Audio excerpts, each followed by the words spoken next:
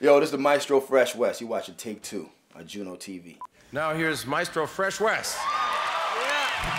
What am I going to be watching? I'll be watching my first performance of the Junos back in the days. This must have been like 1990, and it was cool because I met Quincy Jones then. I was really excited about that. He was getting like an international award. Let Your Backbone Slide was my first record I ever put out, and it got nominated for a Juno Award, so I was really excited about it. And they had me performing too. So I got the high top, fade hooked up nice, you know what I mean? I had my two dancers, they showed me a couple dance moves. I got two left feet, really can't do, but I worked really hard because I knew I was going to get the Juno, but I didn't get it. In many parts. Many parts. Very. 1, 2, 3, 4. Raise your hand. Raise your hand. Come on. Raise your hand. Oh, yeah. Well, I'm thinking, man, we were corny, man, back in the days. Nah. We were dope, man. This was dope. Like, we never had like Arsenio Hall show or anything like that before, so the way the production of the Junos was dope, and the fact that we were on performing, that was a breakthrough for this genre of music, you know? I run a post, I'm the most. DEF's how it goes. No X's or O's or tic-tac-toe. LTD, no. This ain't a game, I'm on a mission. Call me a hip-hop tip-tactician. And the Juno goes to my man, Symphony in Effect, Maestro Fresh Wes.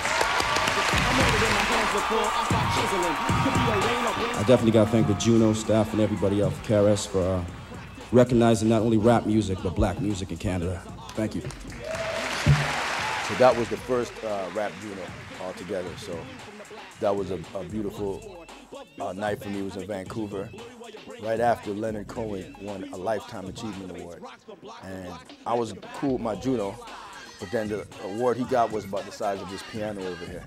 But it showed me that, you know, I still got a long way to go, and it was very inspiring to know that this is the start of something, and to see it evolve is a beautiful thing. So. Check this out, y'all. Check this out. Give a dance, act 1, act 2 in the house.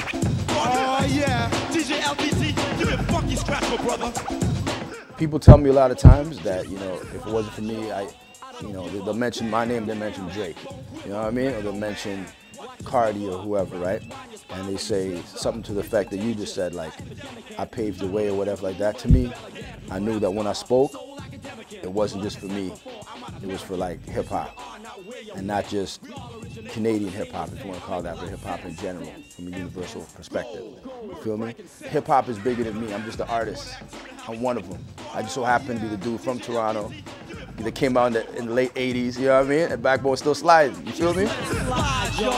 I don't give a damn. Backbone quiver, man oh man. Watch your sliver, rounds entwine your spine when you slither. I remember being in the club in Scarborough.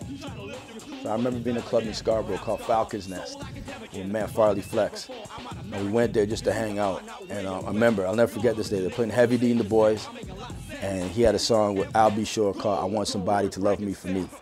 Right? And that was a big tune, so I just remember me and Farley talking, and I just look at Farley's eyes is open. Like, what's wrong with this dude?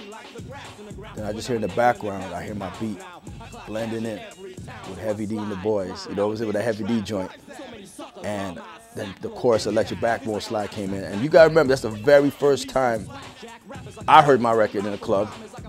And back in those days, it was like a novelty. That was the first, probably that was the first Canadian record spun and mixed in with an American. And Heavy D was one of the biggest artists at the time. So me and Farley, we jumped around the club like two idiots, man. And people were like, what's wrong with these guys? But to me, that was like we reached the destination. That was our song, you know what I mean? That was played in the club, like mixed in with one of the biggest artists at that time. It was Let Your Backbone Slide. So I'll never forget that day. It's the Maestro Fresh Wes, watching Juno TV.